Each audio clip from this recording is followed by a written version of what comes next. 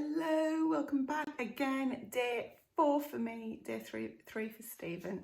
So it is Easter Monday and I'm in the kitchen. It is now 20 to 10. I've had a super busy morning doing all of the usual chores, feeding the animals, checking everything's okay, and getting this bombshell of a kitchen tidy. It looks like some sort of supermarket with the amount of Easter eggs the kids have got this year. I'm not sure what's happened there, but everybody's bought some for them, so that's absolutely lovely. But yeah, they're all in the kitchen, so I've had to get everything tidied up. Not completely done, but I'm fine with that. Anyway, I'm going to get on with I've got loads to do, so stock, kefir, sourdough, all the things. But first of all, I'm going to finish this kombucha that I started 2 days ago. This has been coming back down to room temperature for 2 days. So it was probably okay, like a couple of hours after it. But in Tracy's world, it's now that I'm getting round to it. So we've got our tea, brewed tea at room temperature. And our room temperature is probably called the many at the moment. And I'm going to put it into a jar. So the jar's a little bit too big. I only need a litre. And it's probably a 3-litre jar if I'm honest. But it's what I've got. It's nice and clean. I'm going to sieve the tea again because there's still some tiny particles of tea leaves in there because I didn't use a tea bag. And we're going to then add the SCOBY and follow the directions and see how we get on. I'm going to get some sourdough bread started, and I'm also wanting to get some bone broth started in the big pressure canner, but using that as just a big vessel rather than canning right at the minute because the stock's not even made yet. So we're going to get cracking.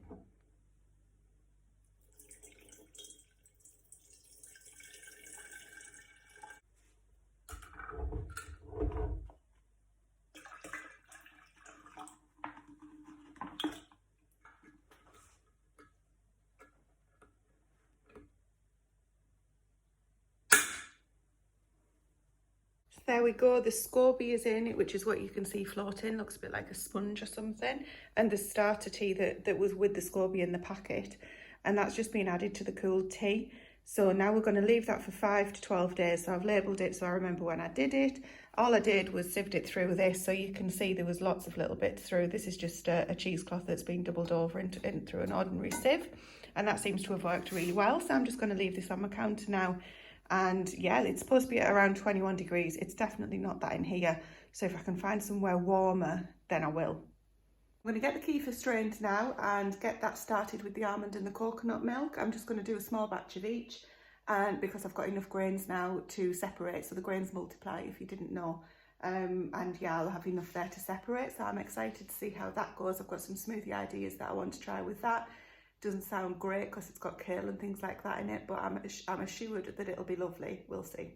We're getting there. So I've now got the kefir grains over almond and coconut milk, or milk over the grains, should I say. So that we'll see how that does over 24 hours. It is really not very warm in the kitchen. It's 16 degrees because obviously we haven't got the Arga on. So they'll probably take longer than normal to turn over. They'll still do it. It's just you need it to be a little bit warmer for them to turn over quicker in 12 to 24 hours. The kombucha's sat there, the kefir's done. I'm going to start the starter now, get the starter more activated, and for the sourdough, I do need to nip out because I want to make a foraged quiche for lunch. And the irony is that I need to go out and get some cheese for that. So I don't have anything in at all that I can use. We've been depleting all the stocks. I'm not going for a shop. I'm literally just going for the couple of things that I need. And I wouldn't be unless I had to take my daughter somewhere for something else. I would have found something else to do for lunch. But I've been really wanting to make like a dandelion, wild garlic and nettle quiche. So might taste awful, but it's off my list of things that I've really wanted to get done over Easter. So that's going to be for our lunch today. And tonight we're going to do some outdoor cooking again. Again, all in an effort to be outdoors, reduce the volume of electricity that we're using, etc, etc. So we've got some mince that needs using up. So I've got some chicken mince, which I don't normally have, some beef mince, and I've got a couple of steaks there. So it'll kind of be a barbecue stylish. We've got the cast iron plate that you've seen that we use. So we're going to cook outside later for that. I'll see what the kids want to do and what we might put with it. I've got some salad bits in the greenhouse and things like that. But for now, I'm waiting for my daughter to get ready and we're going to nip out and get what we need.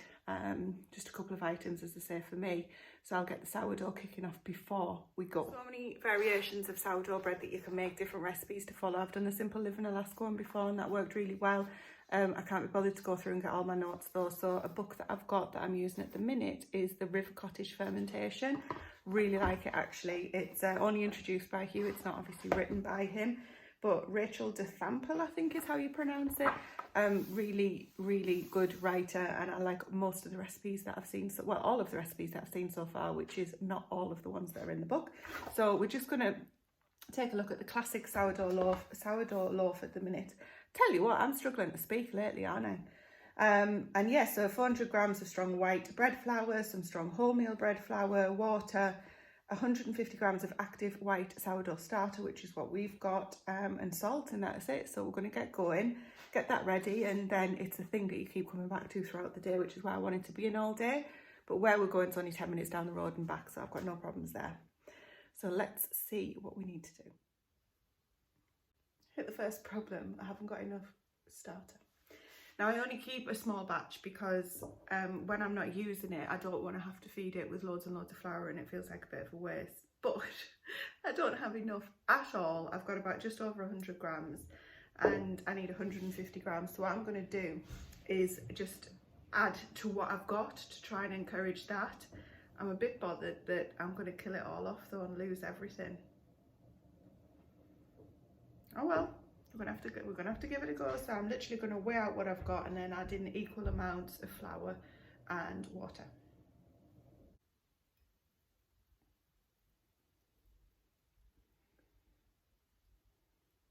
So 128. This water's just got a little bit of starter in it. It's absolutely fine. I'm just gonna put 100 grams of water in. No, I'm not. I'm putting in 118.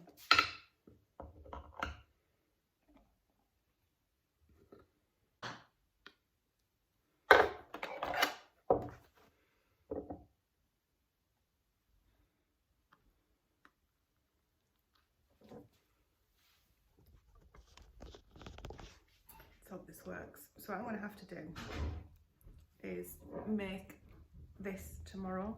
Let's just hope this activates okay. As I say, it's not very warm in here. Might stick it outside. I don't know what I'm going to do yet. So I'm just going to give this a good mix and hope that this activates, because this is everything that I've got. Well, that's not true. We've got discard in the fridge I could try and bring back to life, but let's keep our fingers crossed for this. So no sourdough today, again. Get on and make lunch now. So I've been out and I've literally just harvested some wild garlic, some nettle tops and some dandelion leaves.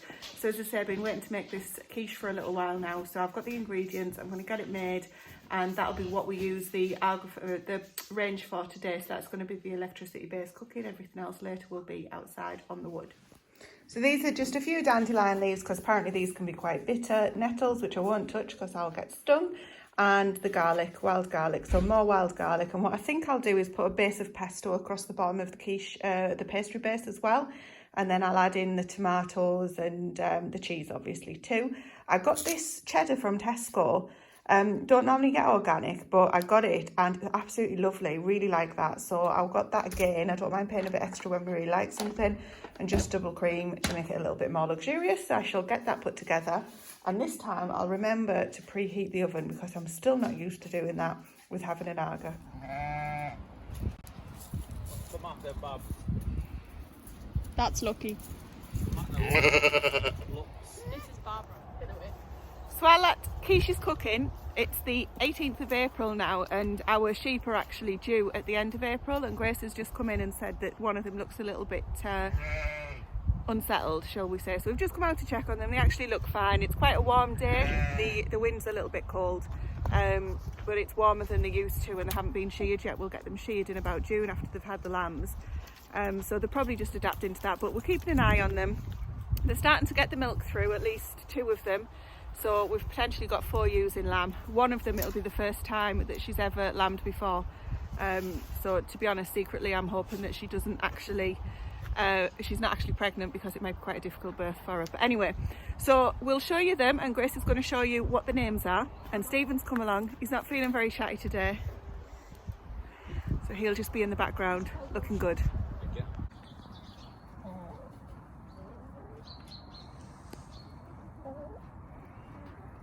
back home. We've had to nip out. It's one of our family members' birthdays, so we've been to drop a card and a present off for them. And I've been working in the greenhouse, so I've got some really sorrowful looking tomatoes, a little bit lanky, a little bit moody. I'm one of those, not both. And these have been potted on into much bigger pots and supported just until they get the roots, given a nice water. So hopefully they'll pick up okay. The rest of the tomatoes are looking quite good, so I'm just going to get those potted on as normal, but I really wanted to get those done first. Now the other thing I want to show you, these brassicas. How healthy are they looking? They're looking really good, aren't they? So these are, they're the tundra cabbages, and also these ones which I've wanted to grow, Filderkraut. Is that how you say that? They're the cabbages that I always heard Charles Dowden growing, so I wanted to grow those as well. And last year I didn't get the seed until too late, so I'm pleased to have got those on. So I've got the rest of the brassicas in the cold frame. I've just got these to put in, and the leeks, which should have gone in before, but I just for some reason haven't. The cold frame has got plastic on top of it now, so we haven't been able to find any glass cheap. I mean, it's hundreds of pounds what we got quoted to get that fixed. So yeah, that's not going to happen. We'll just keep replacing. We've got plenty of the plastic roll for some reason. We got it given. Anyway, we've got plenty, and yes, you know, we don't want to be using plastic, but we've got it, so why waste it? So that is on top of the cold frames. It's busy blowing in the wind now, so it'll probably need quite a few repairs over the summer. That's okay. And the other exciting thing that I wanted to show you is down here. I had chopped the top of this tomato tree when it was sort of dying from the top down over, and look, it's sprouted from the side. How cool is that? So hopefully, sorry, the sun is really bad. So hopefully that'll come back this year, or well, we didn't actually get any tomatoes off it, but hopefully we'll get some tomatoes off it this year. But I know that it's not frost hardy now, at least, so I'll be able to look after that a bit more appropriately. And I've got lots of other things going on in here which I need to get busy with tomorrow. But tomorrow, which is Tuesday, we're going to Whitby, so to the seaside again, which is an absolutely lovely historic town to visit. So we're going there first thing, and then when we get back, I've got plenty to be getting on with outside. So I'm really looking forward to getting back. Obviously I'm looking forward to going to Whitby as well, but I'm really looking forward to getting back and spending a few hours in the greenhouse outside. Not going to make any plans because all this week best laid plans have not yet worked out. So the sourdough is still not going to work out. I mean, it really is a labour of love, that, and I really want to get it done, but it's just not fitting in with the lifestyle at the minute. So I need to figure that out somewhere. The dandelion honey is getting there. Just need to do the boil now, so I've got the tea strained and all of that, which you saw earlier. But you know, best laid plans, it's all fine, it's all good. But these beans as well, look, let me flip you around, it'll be easier. These are doing fantastic. So these are the Borlottis. I've only two of the Jacob, these are drying beans I believe, only two of those came up, so I'll have to look after those if and keep seed from them if they work. Cupidon, which is just a regular green bean, I think, all looking really healthy there, so I'm pleased about these. So these need potting on or into the greenhouse. I won't put beans outside just yet. But yeah, there's quite a few things, more brassicas at the back there that desperately need putting on, and those beans, and I still haven't got those beetroot in yet. But what I am excited about, where did they go? The basil, look. These coming on, giant basil, I believe those ones are. Yeah, large leaf basil, looking really healthy. The thing that I've been doing today is on Twitter, which I don't really use very often. There's an account called Smallholders UK. Well, I'm taking over that for the week, so I'm kind of guest hosting. They do that every week with different people, I believe. So I'm getting used to Twitter and teaching myself how to use it, which is new territory. But that's gone quite well so far today. So yeah, it's been a super busy day, even though I don't feel like I've got that much done. But for now, I'm going to go inside and get what we're going to have for tea ready. So I think I said we're going to have some burgers and some steaks cooked outside. I'm going to grab a couple of potatoes and just wrap them up in foil and toss them in the fire as well. And then if people want jacket potatoes, they can have them. And sit and, seeing as though we're on holiday, and you know, if we were abroad, we'd be sat having a drink. I'm going to sit and have a drink around the fire again because it's allowed. So it's probably a super quick video, this one, because as I say, I don't feel as though I've got that much done, even though I haven't stopped. One of those days. We all have those though, don't we? So I hope you've enjoyed a little bit more of an insight as to what we get up to and what we're trying to get achieved here. and I don't know what the next few days are going to look like in terms of video and content like that, but I'm just going to keep on going. So thank you for supporting me. Can you also do me a favour, if you're watching this and you like it, can you hit the thumbs up, just so YouTube knows that it's people are enjoying it, and to put the content out to other people, because we're really trying to get to 1,000 subscribers. It's just a target that we want, and I'm just looking forward to doing it. But I know sometimes I watch people's content and forget to hit like, even though I've liked it, just because of the media that I'm watching it on or something like that. So it just really helps us creators if you can hit like, leave us a comment, all of that good stuff. I don't want to beg, but I do appreciate it.